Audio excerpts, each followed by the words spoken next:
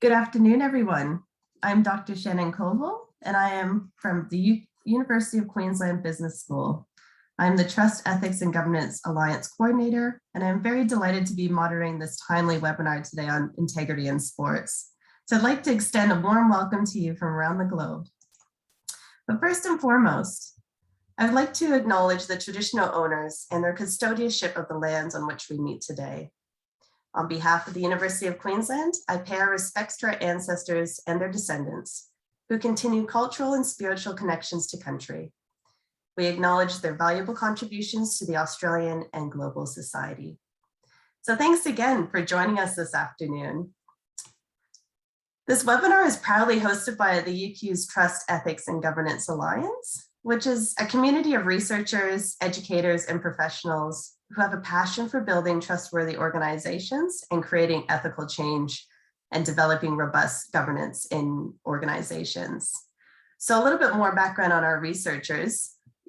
Our researchers are internationally recognized for their thought leaderships in the areas of building and repairing trust, organizational and ethical decision-making, corporate regulation, governance and corruption control, responsible stewardship of intelligent technologies and data, just to name a few.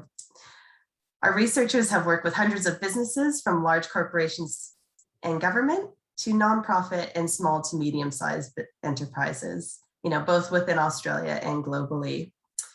The Alliance also delivers educational programs, including customized programs for industry based on the latest research insights. And I'm very pleased and excited to announce that we'll be launching our executive education short course in the new year on trust, ethics, and governance. So keep an eye on this space. I would also encourage you to check out the Trust Ethics and Governance Alliance website, as well as our LinkedIn page to hear more about the latest research insights, events, news, and much, much more. So our intention today is to have an open, fruitful, and really candid discussion. So I will encourage you to jump on the Q&A and post any questions you have for the panel, which we'll adjust during the Q&A portion of the webinar. And I'll also just quickly note that we have enabled the closed captioning to make this webinar more accessible to all of our viewers. So if you'd like to turn this on or off at any point during the webinar, you can do so by clicking the live transcript button and following the prompts. Now today we have an absolute stellar lineup, and I'm very, very pleased and honored to be introducing our panelists. So first up, we have Associate Professor Sarah Jane Kelly. Serving on a range of corporate, government, and not-for-profit boards across a variety of sectors since 2013, Sarah is a highly respected and accomplished business leader and company director. She is also an Associate Professor in Law and Marketing at UQ and is globally known for her research, speaking, and consulting in the sports field. She's also the co-leader of the Trust Ethics and Governance Alliance here at UQ and has over 30 years commercial experience, including being a commercial lawyer, strategy consultant, and researcher. She's also currently serves as a non-executive director on several boards, including the deputy chair of the Brisbane Lions AFL Football Club, the deputy chair of the Tourism and Events Queensland, Events Management Queensland, the Gregory Terrace Foundation, and the Wandering Warriors. And this year, she's been awarded the Order of the Medal of Australia for service to territory education and sports administration. So I'd like to extend a warm welcome to you, Sarah. Thanks, Shannon. Pleasure to be here, and what an exciting topic to talk about today. I can't wait to get started. I'll let you introduce everyone else as well, but hi everyone and welcome. We also have Dr. Monica Chien with us. So Monica is a senior lecturer at UQ Business School and is an internationally recognized consumer behavior scholar. Her expertise lies in the area of tourism, marketing communication, branding, sports, and mega events. With over 20 years combined experience and practical experiences both in Australia and internationally, Monica has led and successfully completed several cross-disciplinary projects. She's often sought out as an advisor to industry and government, and most recently collaborating with Queensland State Government, Korba City Government, and regional municipalities in Japan. She's also won multiple awards for her teaching and research and has been regularly invited as a visiting research fellow to universities in Japan. So welcome, Monica, to the panel. Thanks very much, Shannon. And hi, everyone. Welcome to the session. I'm looking forward to discuss these interesting issues in relation to trust governance and ethics with everyone and with the panel members. Thank you. Thanks, Monica. Next, we have Associate Professor Shaun Star. Now, Shaun Star is also the Associate Dean at Jindal Global Law School. He is an Executive Director of the Center of Sports Law, Business and Governance, and the Executive Director of the Center for India-Australia Studies. Shaun is also a qualified lawyer and has worked at various top-tier law firms in India and Australia. Shaun has a strong understanding of business, Indian business and regulatory environments, represented large multinational companies on complex legal transactions, and has established a deep professional network in India. Shaun has published numerous articles in the field of sports law and governance, as well as multiple publications on the Australian-India bilateral relationship. So a warm welcome to you too, Shaun. Thanks for joining us. Thanks, Shannon, and good to see you and the fellow panelists here. Next, we have Simone Waugh, who is a leading brand strategist in Queensland and is currently the Managing Director of Publicis Worldwide. She has extensive experience working for large corporates, government, small businesses, and agencies across a breadth of industries, including financial services, health, tourism, government agencies, education, and not-for-profit. Simone recently partnered with the Queensland government to tell the story to the IOC of why Brisbane will create an Olympic Games in 2032 built on sustainability. She's also worked with Netball Australia and Suncorp to create #TeamGirls, a movement with long-term social intent to build confidence in girls through sport. Simone partners with brands to build the case for purposeful change and then works out how to live it, delivering both social and commercial outcomes. So another warm welcome to you, Simone. Hi, thank you for having me. Looking forward to it. Yeah. We have an absolute stellar lineup here. I'm really excited to get into the discussion. So no doubt there'll be some very valuable research insights into trust, ethics, and governance and integrity in sports that will be able to draw on some broader insights for business leaders. So it'd be great to just jump right into the discussion. So to kickstart the discussion, I would love to hear from each of you some of your opening thoughts on what trust, ethics, and governance lessons we can learn from the Tokyo Olympics. And I thought, Monica, we could start with you. Sure. So when the former Japanese Prime Minister Shinzo Abe appeared in the Super Mario suits at the closing ceremony of the 2016 Rio Olympics, and I think many of you remember that scene vividly, people were hopeful of the 2020 Olympic Games and thinking what can go wrong in the land of Hello Kitty and Pokemon, right? So fast forward to 2021, the Japanese media and public and even the political heavyweights have called the Tokyo 2020 Olympic and Paralympic Games a cursed game. First, it was the COVID-19 pandemic that forced the event to be postponed for 1 year. The mistrust then to the organizing bodies grew as infection rates rises, especially in and around Tokyo. And the level of public opposition against hosting the 2020 Games was unprecedented. Nearly 80% of the Japanese population opposed hosting the Olympics. Most people felt that the Games should not go ahead because it's just simply impossible to be hosted safely. And no one actually had a clear idea about how Olympic bubble would be managed and operated. So the critical voices were heard through a range of channels, including polls, social media, online petitions, even protests outside of the Olympic Stadium. And people were withdrawing their involvement in volunteering and torch relay. So the Olympic volunteers also had to bear the brunt of public frustration. There were reports about volunteers being verbally abused on public transportation. People even shouted at them and saying, "Don't you know that coronavirus is killing people?"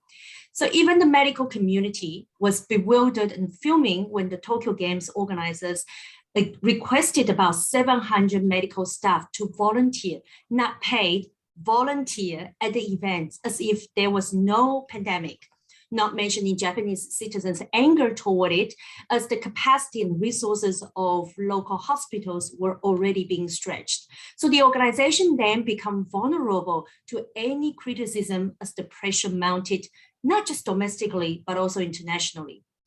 What appears to be a nail in the coffin for the Tokyo Games is the sexist remarks of former Tokyo Olympic Organizing Committee chief, Mr. Yoshiro Mori, who is also a former Prime Minister of Japan. In February this year, Mr. Mori was quoted as saying that women talk too much and that meetings with many female board directors would take a lot of time. He then commented on a female political staffer as too old to call a woman. So soon after Mr. Mori's resignation, of course, he had to resign at the end.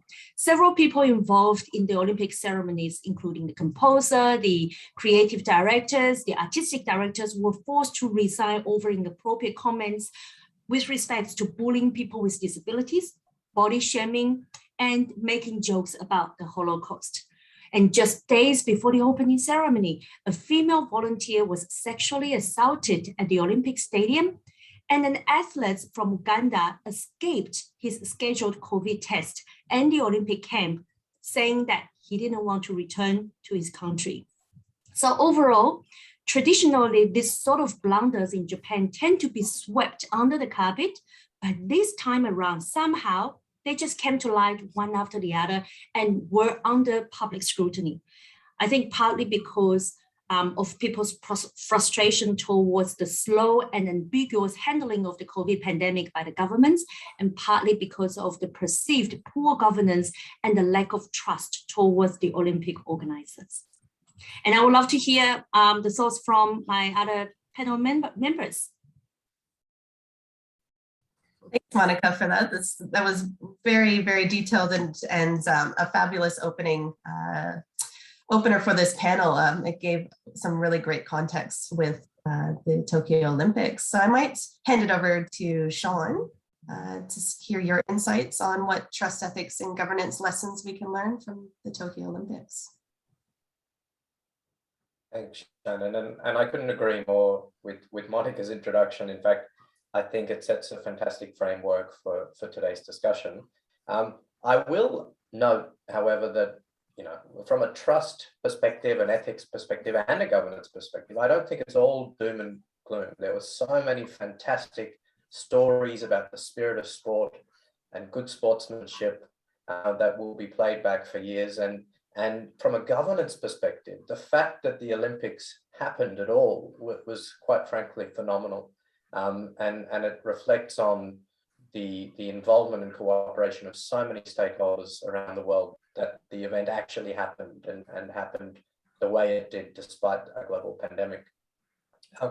One area that I think is synonymous with trust and ethical issues in Olympic Games is doping, so the use of performance-enhancing substances in sport. There were a number of instances both in the lead up to this Olympics as well as during the Olympic Games with the use of performance-enhancing or other banned substances. One thing that was particularly interesting about the Tokyo Olympics was because of the global pandemic, there was far less testing around the world because there were fewer competitions where dope controllers could test athletes, but also when we have public health interests first and foremost, the last thing we want is doping control officers knocking on people's door and sort of breaking.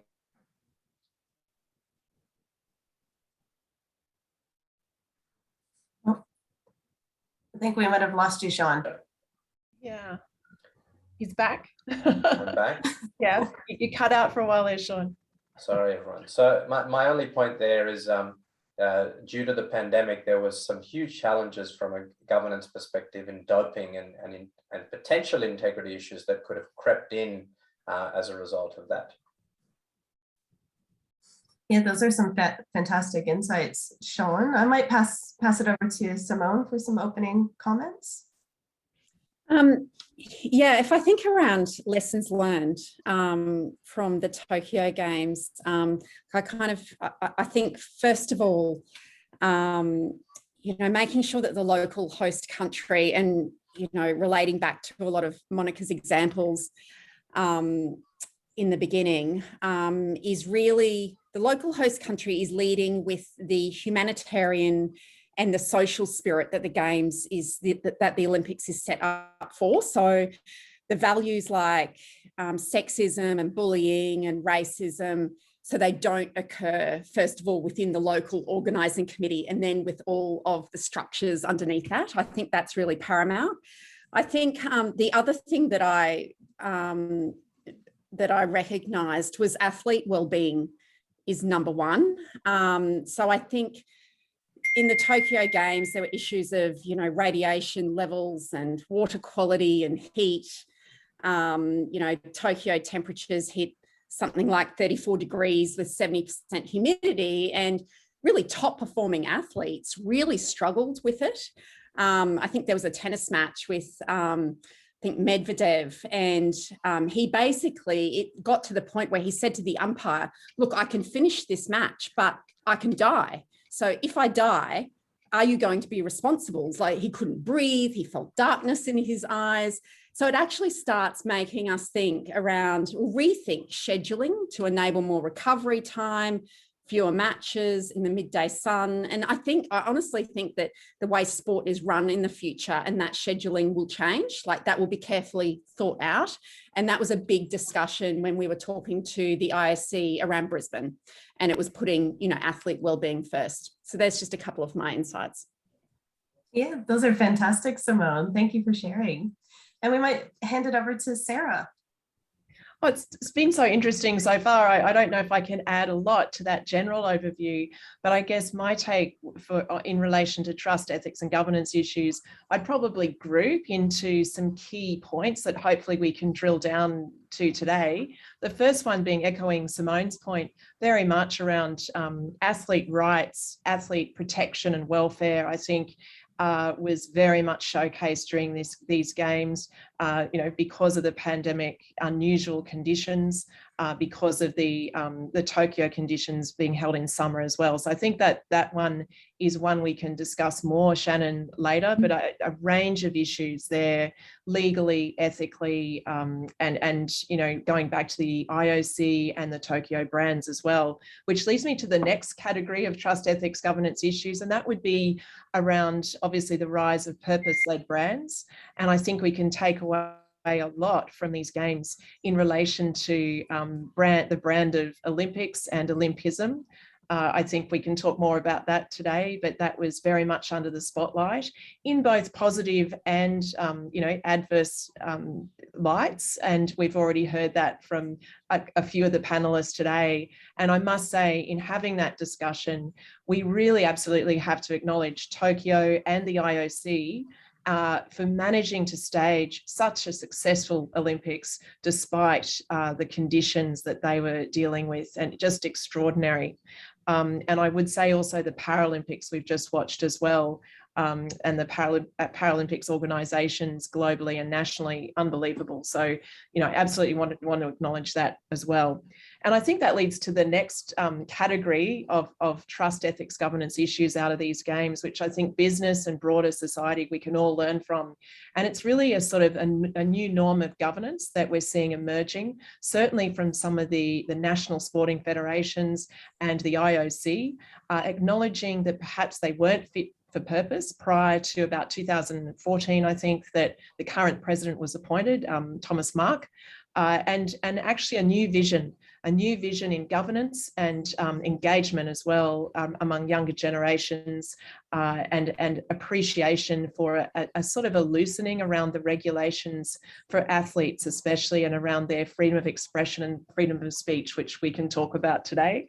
And then I think finally was risk. It was an appreciation tied to governance, but also tied to branding and the marketing of the games, and the athletes themselves around risk, appreciation of it, preparation for it, planning, and dealing with it moment to moment as well. So that would be my take at a high level, Shannon.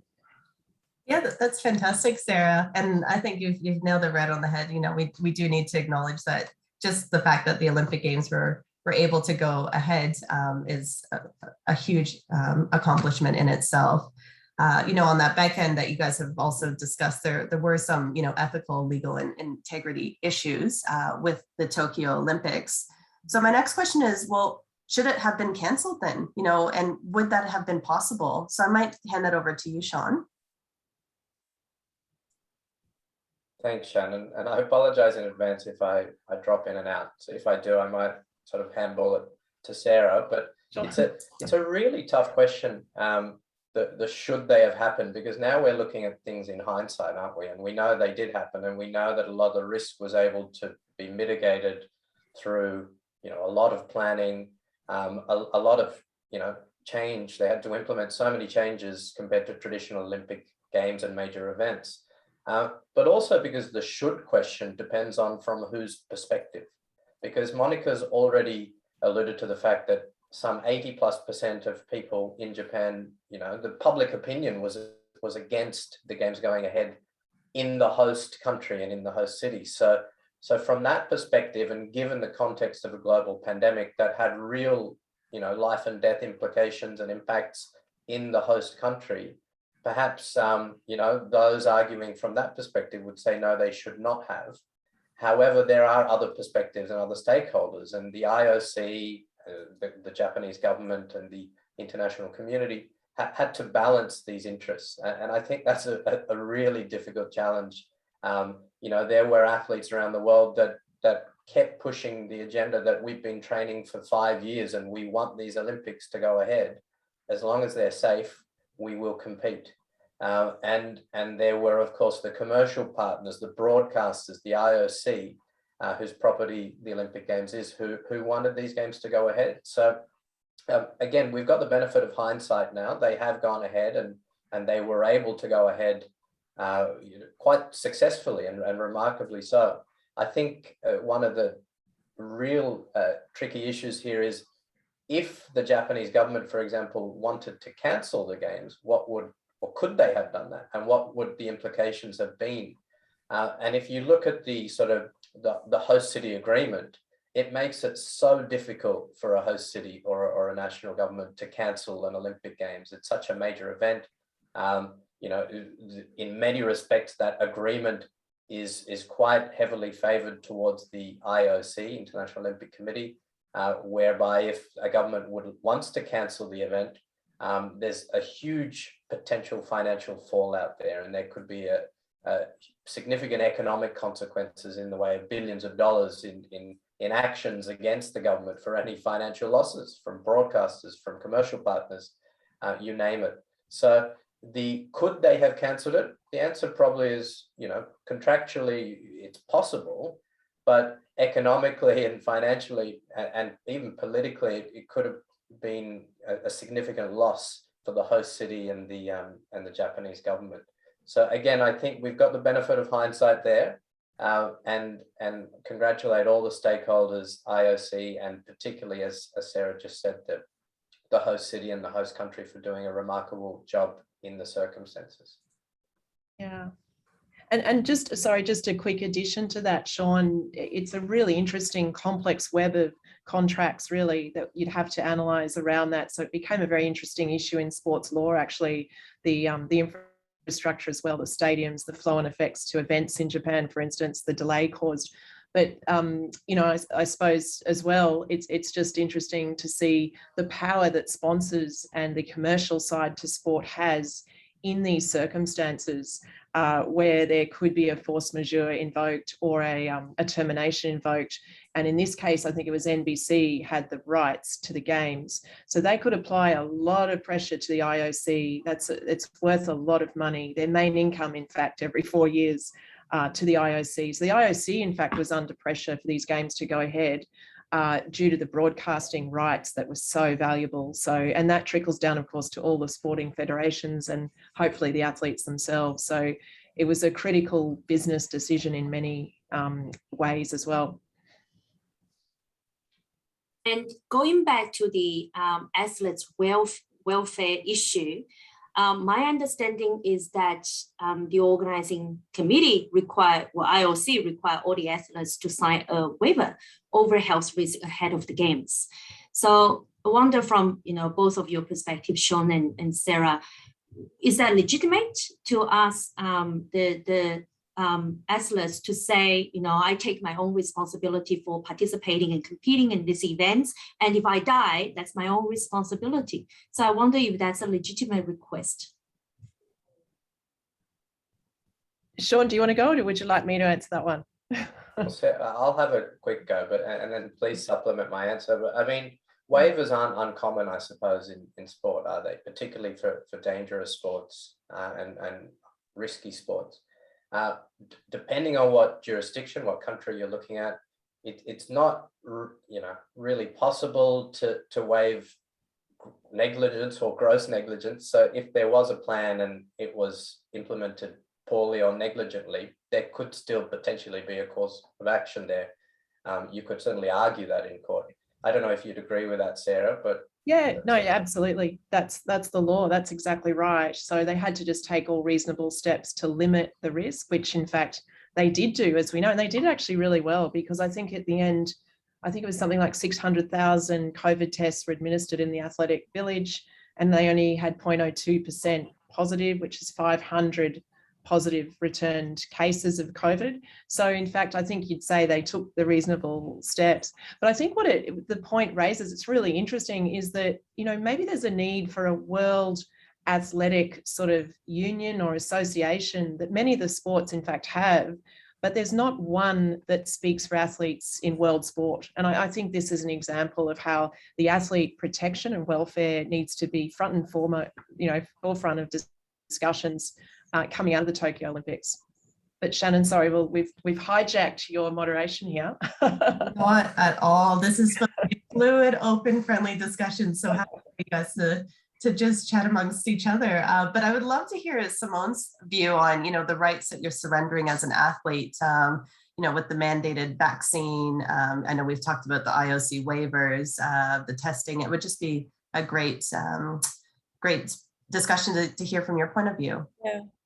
Yeah, well, from what I understand, the vaccine wasn't mandatory to actually compete, but there were, you had to do negative tests. So 196 hours before, 172 hours before, and then you arrived at the airport and you had to have a saliva test, and you weren't allowed out of the airport until that came back negative. And then you got to the Olympic Village, and then every day you were tested. So it was really, really rigorous. I think the IOC did their best in terms of the contract clauses to put in, to the fullest extent admissible under law, that you kind of, take responsibility, for any infectious disease, for any extreme heat, but as, Shaun and Sarah have pointed out, then, it could be argued in a court of law. So they did everything possible, I think, to protect themselves, to go forward, knowing that it was really high risk, that a lot could really go wrong for these athletes. I think when I think of, should the Tokyo Games have been cancelled, like I look at the time of the world that we're in right now, and I think how sad it would be if they were cancelled, because what we witnessed, and I think in a lot of places in the world, we were all in lockdown, the cost to the world to cancel an event where we witnessed like this world unity and kindness, and it's really what the world needs. So I can see why it went ahead. And, I even read stories around how for Tokyo residents, even though it was really fractious in the days leading up to the event, once the event was there, like coming together in their homes as families and witnessing, what was going on in their city was apparently really fulfilling for them. So I think they got through it really well. Well, thanks. Thanks for that, Simone. Yeah, I think you made a really good point about the athletes' well-being and just broader society that, imagine us going through lockdowns and not having the Olympics to watch. It brings people together. So that's definitely a key point there. I was just also wondering about, what legality, with the Russian Olympic Committee, why Russia couldn't compete under the Russian flag. And Shaun, if you can just unpack that a little bit further, that would be great. Thanks, Shannon. It's such a complex issue, and I think we could spend a whole webinar discussing the Russian doping scandal. In a nutshell, for those that have watched on, I think it's on Netflix, Icarus, the documentary, and there are other documentaries sort of made about the Russian doping scandal, but essentially there's been investigations happening for a number of years, and it was found, I think McLaren did a report in 2016 to show systemic institutional state-sponsored doping by Russia, and there was evidence to that effect. Whistleblowers came forward, were threatened by those same state-sponsored institutions, and there was really this complex web of evidence pointing towards state-sponsored doping in Russia. But and this was pre, by the way, you know, these investigations were happening pre the last Olympics in 2016. So what happened then was WADA recommended certain sanctions, but the IOC basically handballed it to international federations to hand down sanctions as they deemed fit. You know, moving along the timeline, investigations continued under WADA's control this time, and basically found out that during those investigations, lab reports and scientific evidence was sort of tampered with. So more sanctions were handed down ultimately by WADA, which said we're banning Russia from competing for 4 years. But CAS eventually upheld that, I guess partially, and said we'll ban Russia from competing in the Olympics for 2 years. And the CAS, being the Court of Arbitration for Sport, said that it would have been the end of 2009 to 2020.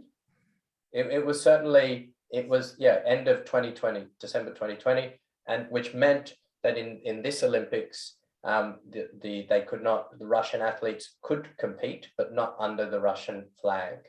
The same was true in the recent Winter Olympics, where Russian athletes could compete, but not under the Olympic flag. If they won, and they did 20 times, there were 20 gold medals this Olympics, then the Russian national anthem could not be played. But I think, what was it, Tchaikovsky's Piano Concerto No. 1 or something along those lines could be played. They couldn't wear Russian sort of emblems and clothes, but if you see the opening ceremonies and the tracksuits, etc., they were very much in Russian colors still. So the sanctions were there. They were quite strong on certain athletes, certainly, and it was a statement made against the Russian Olympic Committee and Russia generally. However, some would argue that those punishments perhaps were not harsh enough, and that certainly USADA, the American anti-doping authority, has very strongly come out and said that this is you know, a black mark on all those clean athletes and institutions out there. You know, if we're running after and spending so much, you know, institutional funds chasing some individuals, perhaps from developing countries who can't defend themselves, yet you've got a whole institution who's evidently sponsored a doping program and then defended it all the way to the top, only for their athletes to still be able to compete. Some would argue that from an ethics perspective, it's not good enough, and also from a trust and legitimacy perspective for the anti-doping system generally. And that is a system of governance that relies on trust and relies on that perceived legitimacy to function. So that's it in a nutshell. We'll see Russia back in certainly the next Summer Olympics competing under the Russian flag. So that's only a few years away. Thanks for that, Shaun.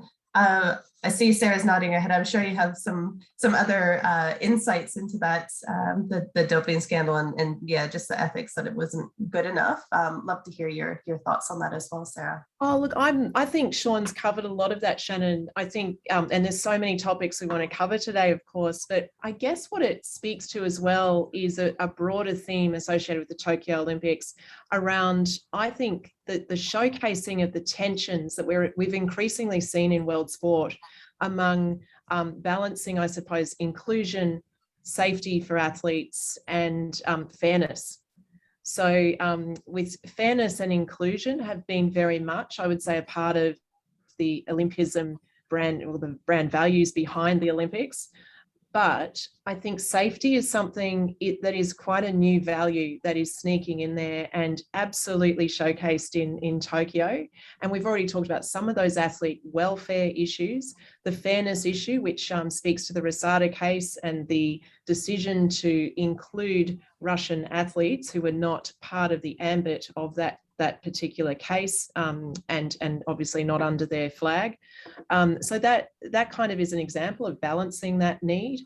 I mean, we saw some other amazing examples, which I think speak to a really optimistic world sport movement going forward. One is the first transgender athlete, Laurel Hubbard, I think, from New Zealand, the weightlifter, competed in the Olympics for the first time. We saw the first non-binary athletes competing. So I think there's some really lovely stories around inclusion and balancing of that by the sports federations, which inform, of course, the IOC around these types of policies. There's a lot more complexity they need to tease out over the long term. So I think that there's some, and the other one, I guess, is the mental wellbeing, which Simone has already mentioned, but I think we'll never forget Simone Biles during these Olympics, standing for that. And it's a great discussion to have. We also saw Sanders, Raven Sanders, the gay African American athlete who also stands for the issues around mental health for athletes. So just some great examples there around inclusion, safety, and fairness, now intersecting and sometimes creating tensions in decision making around ethical decision making as well as governance in sport. Well, thank you for that, Sarah. And just, I guess, in the face of scandal, just thinking about the Olympics, with sponsorship, with the Olympics, as Toyota backed out in Tokyo, would love to hear your thoughts, Monica, on should sponsors withdraw in the face of scandal? Again, sorry, I just need to remember that I need to unmute myself. Yes, so sponsorship, as we know nowadays, it's no longer about just advertising in an event's context. Today's sponsorship is about authentic engagement with audience and connectivity between brands and values. So being a corporate sponsor for the Olympic is usually all about using the games as a platform to enhance the brand. So the question then is, should sponsors jump ship when things go wrong? In our previous research on the impact of sports scandals, and Sarah was also involved, not involved in the scandal, but involved in the research, we found that a number of factors influence how sponsors might react in the situation. And this could includes the type, nature, the frequency, severity of the scandal, the level of media interest, and how closely related the scandal is to the sponsors' target markets and their core business. And of course, the fans' perceptions and the responses is clear the most important considerations for the sponsor. And in the case of the Tokyo Olympics, Toyota took care, they actually took cue from the residents who are both the employees and also the customers. The brands announced in July that it would pull all of its Olympic TV ads in Japan, and its presidents and top executives would not attend the opening ceremony. The decision was made based on mixed public sentiments and the public's push not to hold the events. And I think for Toyota, it is a brave decision. Being a long-time Olympic sponsor and worldwide mobility partner, the brand obviously has signed a multi-year deal reported to be worth of $1 billion US. It is also the first car company to join the IOC's top sponsorship program, and advertising would represent a very important thread of its sponsorship ecosystem. However, as one of the most trusted brands in Japan, the car makers show that they listen to people, that they stand by the brand values and protect the optics of their brands and prevent negative images spill over from association with the games. So the decision clearly signaled that the Toyota want to distance itself somehow from the games, but it still continued to support the games by providing more than 3,000 vehicles, including electric vehicles, for transporting athletes and staff members in and around the Olympic Stadium. It also provided robots for use at various venues, in addition to the electric cars. And the brand say that it would still fulfill its commitment to those athletes who are affiliated with the brands. And I think it is smart and balanced move. The decision appeased all the stakeholders involved. The support for the Olympics continued, but it also showed that they listened to the Japanese residents. And don't forget that Toyota continue its other sponsorship activation in other countries. So there are still benefits of being a global sponsor. And even without the TV ads, the brand is prominently featured throughout the games, including a fun-looking electric vehicle with mid-shaped rear seats that was used to transport relief pitchers to the mount at the baseball events. My Japanese friends loved it and saying how kawaii or cute the cars are. And my kids asked where we can buy a toy version of this properly social distance glove car.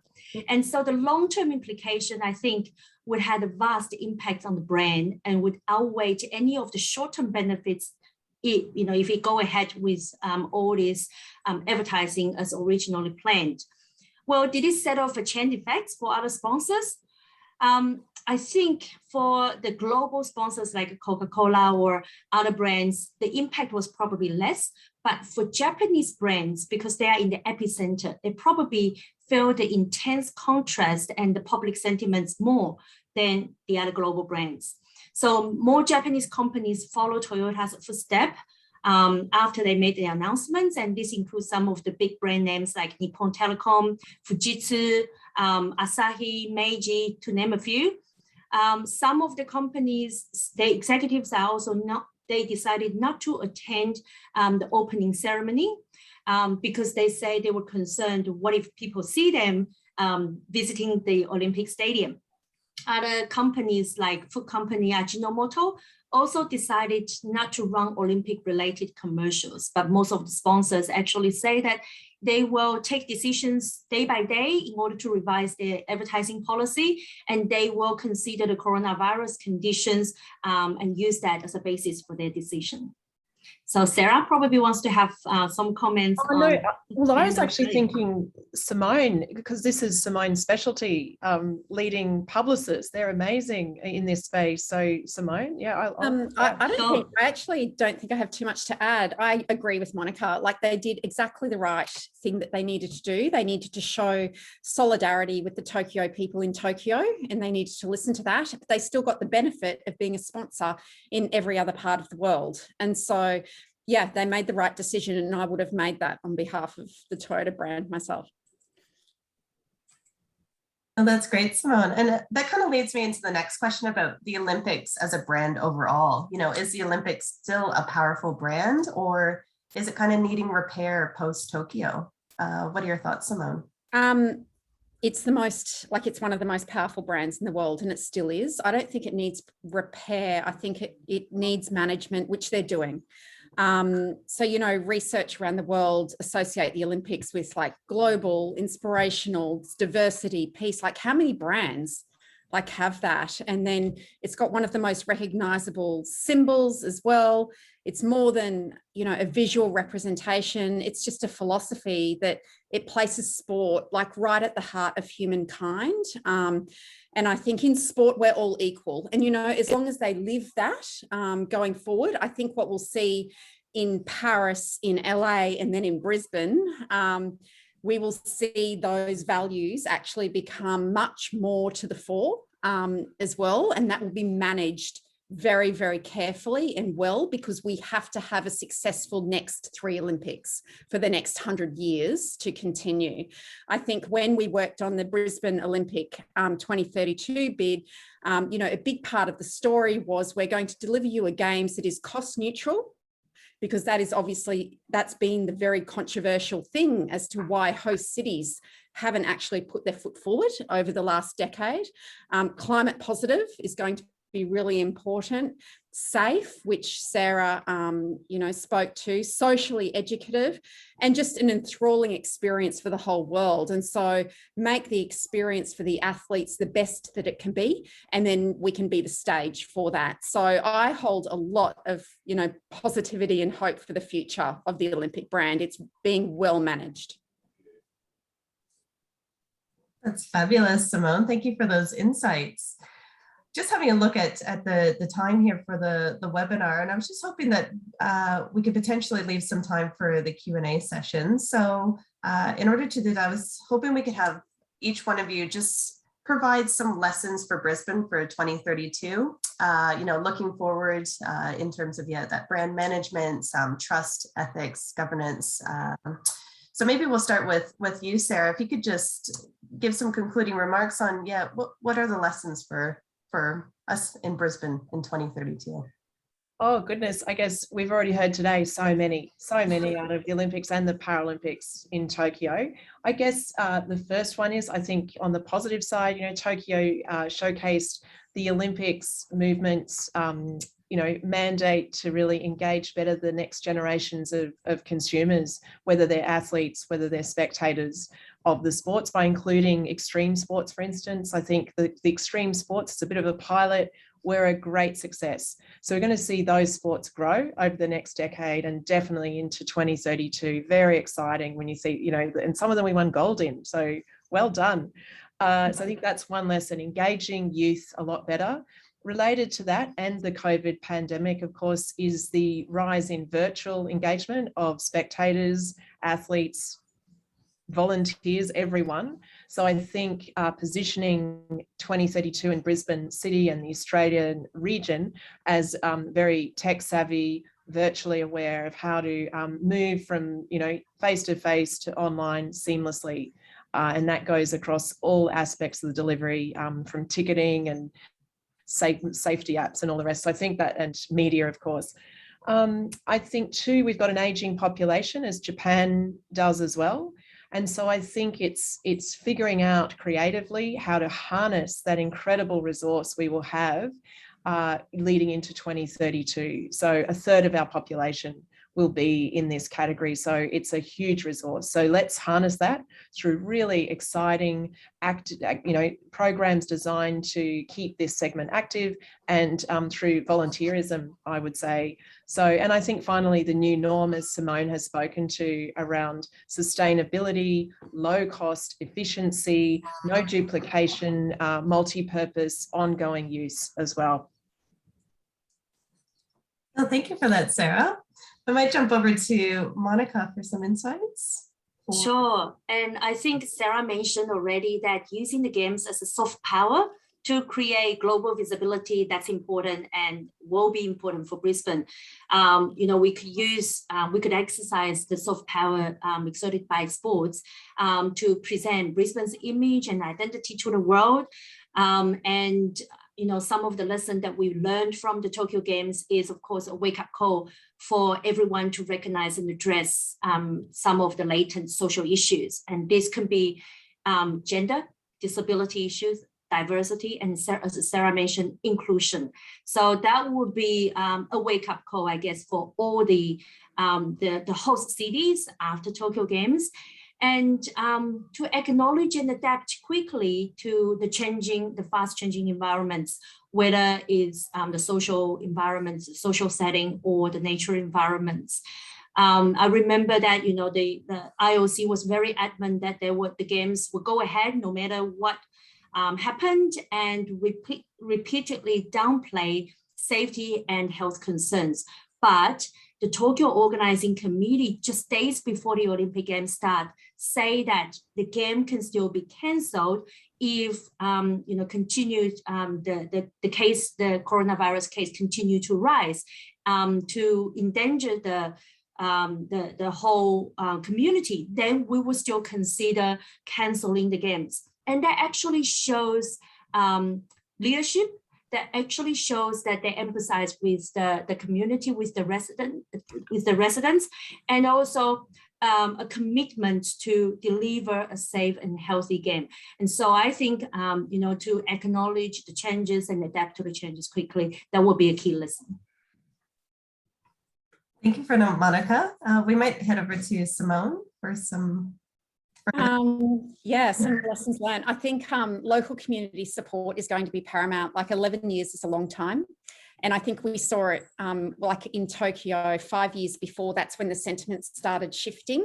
And so we've kind of, I think as we plan forward, it will be in thirds. So we've got 11 years and so we'll have 3 years, 4 years. And so what is the first 3 years in terms of how we're going to message and involve the community? Then what's the second 3 years? And what's the third 3 years? So it needs to be very, very carefully planned out, and we can't go too hard too soon.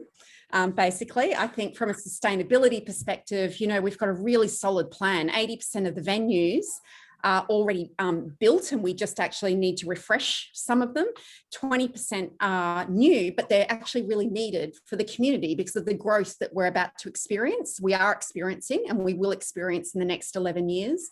I think environmentally, creating the first carbon neutral games is going to be really important. Obviously, the environment in the world is going, and you think about what it's going to be in 11 years' time, how important that is going to be. I think from a local organising committee, being really clear on living the values that create like a future united equal world. And so the people that we choose to lead this, it's going to be very, very critical.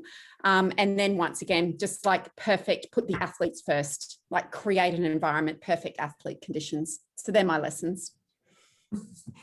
Thank you for that, Simone. And we have Shaun to bring up the tail. Wow, thanks everyone. There's really not that much to add. I think if we have too many more lessons, we've got too much to do before Brisbane Olympics. That being said, I think there's always scope for reform from a governance perspective, and I think that will bring with it more trust in these structures, fewer hopefully scandals, and better ethics and integrity in sport. So. And there's so many facets to this. And I think, for example, I touched on anti-doping. We spoke about Russia. There's a lot of healing to be done almost in when it comes to integrity in sport. And because of the arguably distrust and perceived legitimacy problems that WADA and anti-doping systems face at the moment. And that's not true of just anti-doping. There are integrity commissions and reports and investigations going on across different codes of sport at the moment. So between now and Brisbane, there's a lot of work to be done in governance and a lot of work to be done from an integrity perspective. And I think it comes back to what Simone just said as well, listening to athletes, what's their perspective as well. Far too often do we have these institutions making decisions that affect the livelihoods of athletes without actually listening to their perspective.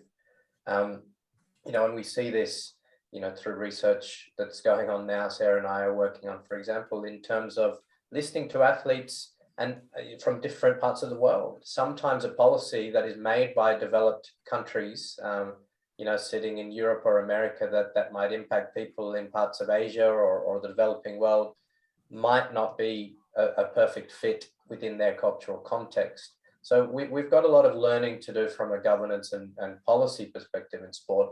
And I think that also has a direct connection with diversity and representation. So it's not just about, obviously of utmost importance. There's a long way to go in international federations from a gender representation perspective, but also what are the skills and backgrounds that the people making these reforms bring? Are there enough athletes? We say listen to athletes, but are athletes part of that decision-making process on boards? So diversity is a very important, but also quite a broad, aspect and issue that we need to take care of and in our planning for the next decade or so. So, just to add on to what everyone said, I think there's scope for public policy reform and governance reform in sport, which will help shape the way that sport is played and that our athletes and other stakeholders are protected moving forward. Thanks for that, Shaun, and for everyone else's lessons and insights. It's definitely a complex issue, and one that is not going to happen overnight. So it's great to hear your insights and feedback. I might just jump over to the Q&A and see if we have a question for the panel. One question I see here is from John. John asks, how can the Olympics build brand equity? How can it be enhanced over the next decade or so? So I might send that off to Simone. If you had any comments on how the Olympics can build brand equity over the next? Yeah, I think it's going to be really telling, around the next Olympics, in Paris, how that actually does play out. It's actually quite critical, based on what we've just experienced in Tokyo, for it to be a much more positive experience overall. So the next 11 years is going to be really critical to actually, lead, I think, with the humankind values. I think Olympism, even within the 4-year windows, could become more important. Like, what are they doing in the communities? Like, how can they take on a bigger role in the world? Like, that's not just the 4-year mark. Like, what can they do in third world communities? How can they support athlete wellbeing around the world? So I think there's a lot of potential there for them to grow the brand. Yeah, thank you for that, Simone. We also have another question here from Adele. She asks, how can we actually ensure athletes' welfare when it is quite a complex, stakeholder engagement initiative? How can we be prepared that we're meeting the needs of the athletes? So I might pass it on to you, Sarah. Yeah, look, I guess that's a big question, but essentially, I mean, we've got laws in place to protect athletes to an extent, but what we've seen in recent times, showcased through the Olympics and the Paralympics for that matter, are big issues around a failure of governance, a failure of duty of care in spaces like safeguarding of minors. We've seen that, Gymnastics USA, Gymnastics Australia, Swimming Australia. So it goes on and on, we know. So I think there's definitely gaps there. We're seeing it as well in the intersection between the athlete human brand and commercializing that, and they have every right to do that, and them being effectively, I guess, prevented and gagged from speaking freely during Olympic events by there's specific rules in place like Rule 50, Rule 40 in limiting that. That being said, I think the Olympics has responded in quite an agile way to this through taking a soft approach to application of those rules in terms of enforcing them and allowing some activism, as we saw during the Olympics, and which we've already discussed. So I think there's room for improvement, but essentially there's contractual terms in place protecting athletes with their sports federations and their relevant sports, and the IOC and the articles, the WADA code that Shaun has gone through as well, all designed to protect athletes. But mental health in particular needs to be looked at as a potential injury that needs prevention just as much as physical injury in these athletes. So I do know everyone's working towards that. And I did mention the idea of, I think, a world organisation led and governed by athletes that is all about their welfare as a solution that is missing at the moment. Well, thank you for that, Sarah. And thank you to all the panelists. That was just a fascinating discussion. There's so much to consider and potential to learn from the Olympics and scandal in sports. So thank you very much for that. I did just want to bring everyone else's attention before we leave this webinar to our next webinar in our series through the Trust, Ethics and Governance Alliance, which will be on the 7th of October. So this is co-branded with the Bribery Prevention Network. In this webinar, we'll discuss the role of organizational culture in preventing crime and promoting responsible business conduct. So you'll see a QR code on your screen. You can just register scanning that QR code, or you can also jump onto the Trust, Ethics and Governance website. So thank you again for everyone joining the webinar today. I hope you found the discussion insightful and practical. And please, if you do have 30 seconds, we do have a poll at the end, and we do hope to see you at another event soon. So thank you.